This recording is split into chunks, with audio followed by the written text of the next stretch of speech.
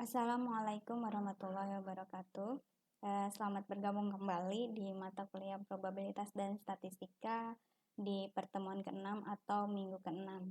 Nah, kali ini kita akan membahas mengenai variabel acak karena nanti akan berhubungan dengan pola distribusi data, kemudian nanti akan berhubungan juga dalam pengujian hipotesis dalam pengolahan analisis data. Jadi Anda harus kenal dulu apa itu yang dimaksud dengan variabel acak dan jenis-jenisnya serta distribusi probabilitasnya. Variabel acak itu adalah deskripsi numerik dari hasil percobaan, biasanya menghubungkan nilai-nilai numerik dengan setiap kemungkinan hasil percobaan. Sebenarnya variabel acak itu konsepnya sama seperti fungsi di kalkulus yang sudah Anda pelajari, atau mungkin sudah Anda pelajari juga di matematika diskrit mengenai relasi. Jadi variabel acak itu konsepnya sama, jadi menghubungkan antara angka terhadap hasil dari percobaan. Nah, contohnya seperti ini. Pada pengundian atau pelemparan dua mata uang logam, tentukan distribusi kemungkinan muncul muka. Jadi kan di dalam sebuah mata uang logam itu kan ada muka. Ini misalnya muka, kemudian ada belakangnya. Dilempar, kemudian kemungkinan dua mata uang logam ini kan misalnya mata uang logam pertama muncul muka, mata uang logam keduanya juga muncul muka. Kemudian mungkin juga mata uang pertamanya muncul muka, tapi mata uang logam keduanya muncul belakang. Kemudian mata uang logam pertamanya muncul belakang, kemudian mata uang logam keduanya muncul muka, atau dua-duanya muncul belakang.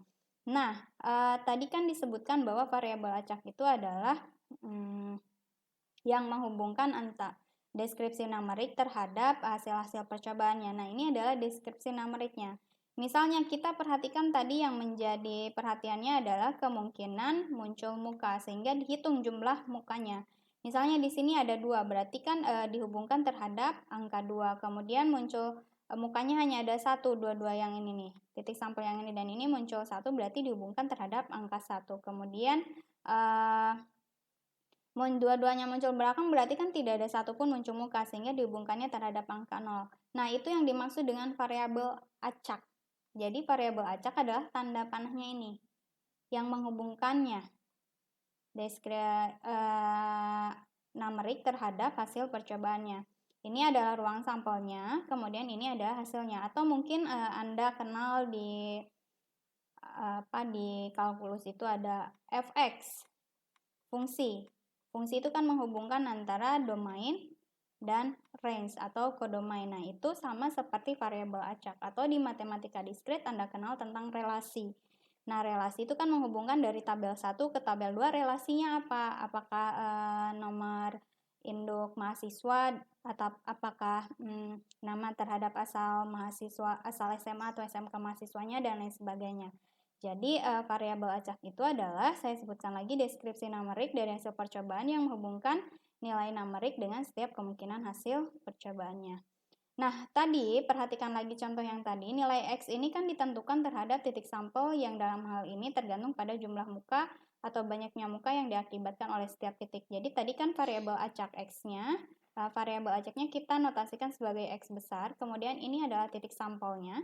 Titik sampelnya tadi kan dua-duanya muncul muka, sehingga dia jumlah atau banyaknya muka yang muncul adalah 2. Kemudian titik sampel yang kedua adalah muka dan belakang. Muncul mukanya banyaknya hanya ada 1. Kemudian titik sampel yang ketiganya tadi belakang dan muka. Hanya ada 1. Kemudian kedua-duanya muncul belakang, sehingga banyaknya muka itu adalah 0. Nah, X ini baru kita katakan sebagai variabel acak, di mana menyatakan jumlah muka atau banyaknya muka yang muncul dari pelemparan dua mata uang logam yang dapat mengambil 3 nilai, yaitu 0, 1, dan 2. Jadi tidak sampai dengan tak terbatas. Masih ingat di himpunan-himpunan bilangan ya? Ada himpunan bilangan bulat dan lain sebagainya. Nah, kalau variabel acak itu dibatasi karena ada aturannya apa yang menjadi perhatian kita dalam percobaan yang dilakukan. Nah, Kemudian distribusi kemungkinannya kita bisa hitung peluangnya. Tadi kan sudah dibahas di minggu-minggu lalu, ada cara menghitung peluang. Jadi variabel acak X-nya tadi nilainya adalah 0, 1, dan 2, di mana variabel acak N-nya adalah banyaknya muka yang muncul. Kemudian peluang tidak ada satupun muka yang muncul. Tadi di titik sampelnya hanya ada satu, yaitu belakang dan belakang dari 4 titik sampel, berarti peluangnya 1/4. Kemudian peluang hanya ada satu muka yang muncul. Dari 3 titik sampel ini ada 2 peristiwa, yaitu muncul muka dulu baru belakang, koin pertama muka, koin keduanya belakang, atau koin pertama belakang tapi koin keduanya muka. Jadi ada 2 titik sampel dibagi dengan 4 kemungkinan kejadian atau peristiwa atau hasil percobaannya. Jadi 2/4. Kemudian peluang munculnya dua-duanya muka, berarti hanya ada satu titik sampel di sini, yaitu muka dan muka, sehingga peluangnya adalah 1/4. Nah, itu adalah distribusi kemungkinannya, cara menghitung peluang dari sebuah variabel acak. Selanjutnya, nanti kita kenal variabel acak itu ada 2, variabel acak diskrit dan variabel acak kontinu. Variabel acak diskrit itu hasil menghitung. Jadi angkanya dalam nilai-nilai yang bulat, tidak ada komanya. Hasil menghitung, ingat menghitung dan menjumlahkan atau mengukur itu beda.